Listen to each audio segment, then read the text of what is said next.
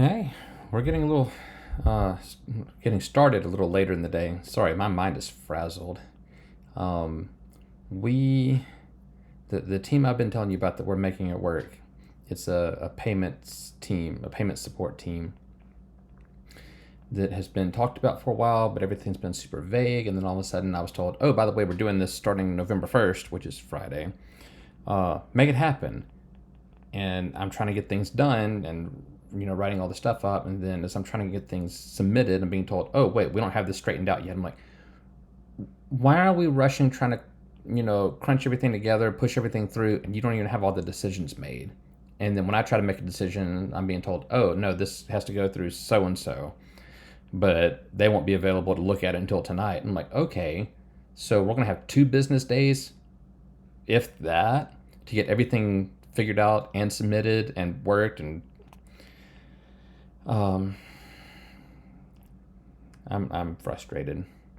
And my boss, not that I'm trying to slight him for dealing with his mental health, but he's the one that kind of planned the time frame for all this, and now he's not being very helpful right now because he says that he's trying to adjust to a new med, and he's having trouble functioning. I'm like, well, I get that, but at the same time, you've kind of thrown me under the bus, and now you're saying, sorry, I don't feel up to helping out. I mean, you're the one that caused this mess. Anyway, I guess that's enough of me complaining and moaning and groaning and whining about work. Um, I thought about doing a devotion, the Hebrew calendar book. Here's what I've decided about that. I do like it, but not every day. Because this is someone who took like the Jewish calendar, like the feast and festivals and celebrations, different things, and put it in a book on the where you can see, like, you can follow along on the calendar and be like, oh, this is what today represents. And I think that's really interesting and it's cool to learn and keep up with. But the thing is, there's not something every day. And the day that there's not anything, he just kind of writes whatever he feels like writing, and he tries to make it a devotion. And in a couple places, even references other books he's written. It's like, as I wrote in, and then the title of his book, like trying to self promote. I'm just like, eh. I mean, I get there's only so much you can write for days that don't have anything going on. But I think what I'm going to try to do is only read from that one on days that there's something actually on the calendar, not just him going, in my prayer time, this is what God told me. Tozer's devotion for today, he wrote about when Jesus died on the cross, God tore the veil, and it's tore the separation and changed how God's relationship with us is. It was very short, and it was the way he wrote it. It was more of a history lesson than a devotion. Like, there wasn't. He just kind of pointed it out and then was done. I don't know. That said, so I'll grab the Weight of Glory. We'll read a few more pages because, like I've mentioned before, I'll be glad to get through it. So let's get a little closer through. What are we in, chapter 4? Something like that. He was talking about the transposition, and when you're trying to discuss something that's on a higher level and using terms of something that's on a lower level, how sometimes you have to condense things into multiple things into one thing because that's all they can relate to see. That's what he was talking about. So he picks up, everything is different when you approach the transposition from above, as we all do in the case of emotion and sensation, or of the three-dimensional world and pictures, as the spiritual man does in the case we are considering. Those who spoke with tongues, as St. Paul did, can well understand how that holy phenomenon differed from the hysterical phenomenon. Although, be it remembered, they were in a sense exactly the same phenomenon, just as the very same sensation came to Pepys in love, in the enjoyment of music, and in sickness. Oh yeah, that was the guy that said when he listened to the symphony or whatever that he had such strong responses that he even felt sick. Okay. Spiritual things are spiritually discerned. The spiritual man judges all things and is judged of none. But who dares to be a spiritual man? In the full sense, none of us. And yet we are somehow aware that we approach from above or from inside at least some of those transpositions which embody the Christian life in this world. With whatever sense of unworthiness, with whatever sense of audacity, we must affirm that we know a little of the higher system which is being transposed. In a way, the claim we are making is not a very startling one.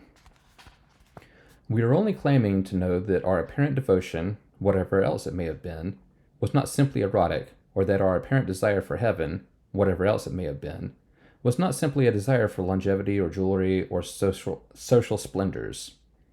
Perhaps we have never really attained at all to what St. Paul would describe as spiritual life. But at the very least, we know, in some dim and confused way, that we were trying to use natural acts and images and language with a new value, have at least desired a... that we were trying... Did we change tense? That we were trying to use natural acts and images and languages with a new value, have at least desired a repentance which was not merely prudential and a love which was not self-centered. Maybe my brain's frazzled. I'm sorry. I wanted to get through something with you. We'll have to make this one a little shorter.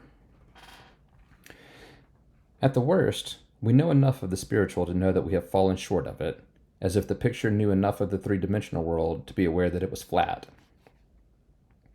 It is not only for humility's sake that, of course, that we must emphasize the dimness of our knowledge. I suspect that, save by God's direct miracle, spiritual experience can never abide introspection. If even our emotions will not do so, since the attempt to find out what we are now feeling yields nothing more than a physical sensation, much less will the operations of the Holy Ghost. The attempt to discover by introspective analysis of our own spiritual condition is to me a horrible thing which reveals, at best, not the secret of God's Spirit and ours, but their transpositions in intellect, emotion, and imagination, and which, at worst, may be the quickest road to presumption or despair. I believe that this doctrine of transposition provides for most of us a background very much needed for the theological virtue of hope. We can hope only for what we can desire, and the trouble is that any adult and philosophically respectable notion we can form of heaven is forced to deny of that state most of the things our natural... Boy, I said that wrong. And the trouble is that any adult and philosophically respectable notion we can form of heaven is forced to deny of that state most of the things our nature desires. There is no doubt a blessedly ingenious faith, a child's or a savage's faith which finds no difficulty. It accepts without awkward questionings the harps and golden streets and the family reunions pictured by hymn writers. Such a faith is deceived, yet, in the deepest sense,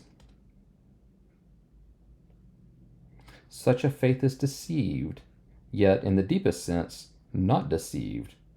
For while it errs in mistaking symbol for fact, yet it apprehends heaven as joy and plenitude and love. But it is impossible for most of us, and we must not try by artifice to make ourselves more naif than we are. N-A-I-F? N-A-I-F? What is that? Naif?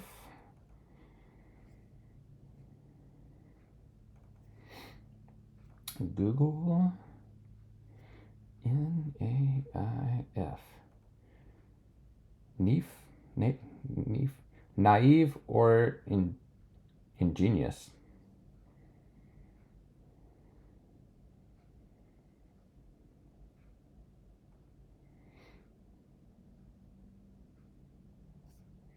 I guess naive. Yeah, okay.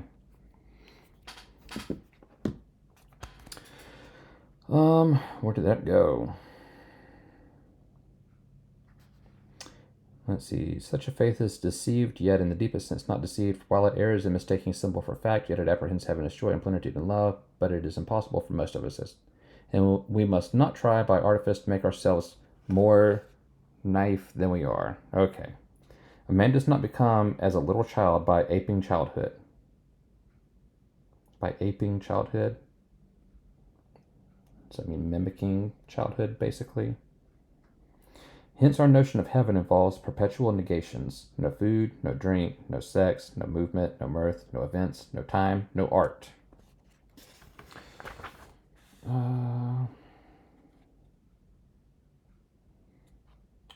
Okay, if we read about another page and a half, there's a good stopping point.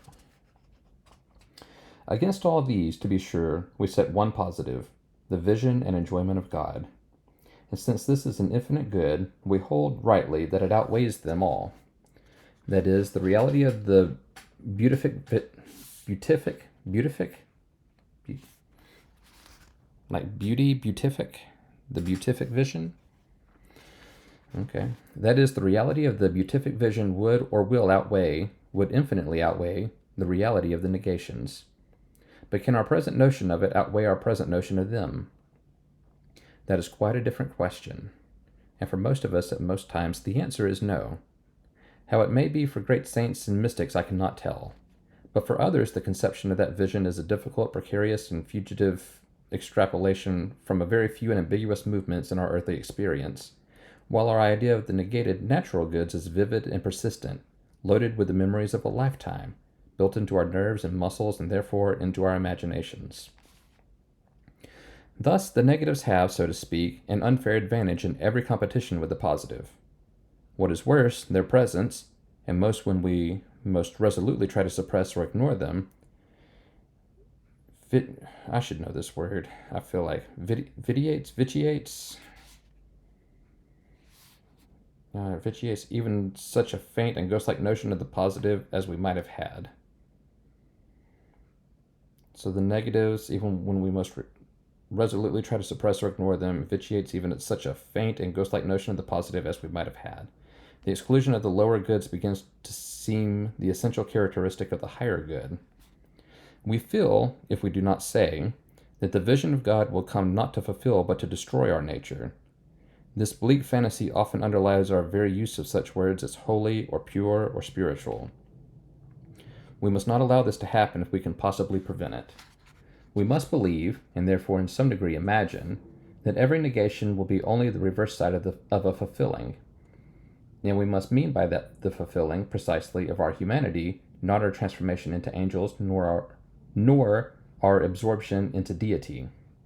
For though we shall be as the angels, and made like unto our Master, I think this means, like with the likeness proper to men, as different instruments that play the same air, but each in its own fashion. How far the life of the risen man will be sensory, we do not know. But I surmise that it will be, I've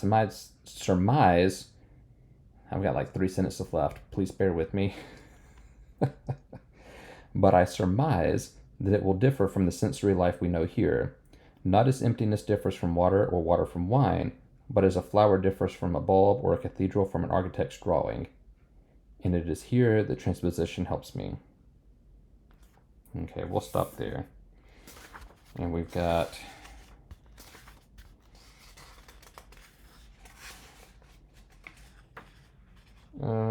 about 6 more pages of this chapter, so we can finish it up in one more video.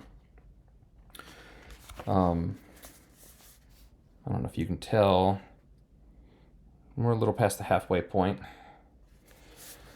I think I've taken up enough of your time today, but I can tell you I'm so looking forward to seeing you tomorrow. I could definitely use some hugs and snuggle time and loving up on. It's been a long week already, and we're just in Tuesday. All right, I'll see you later. I love you.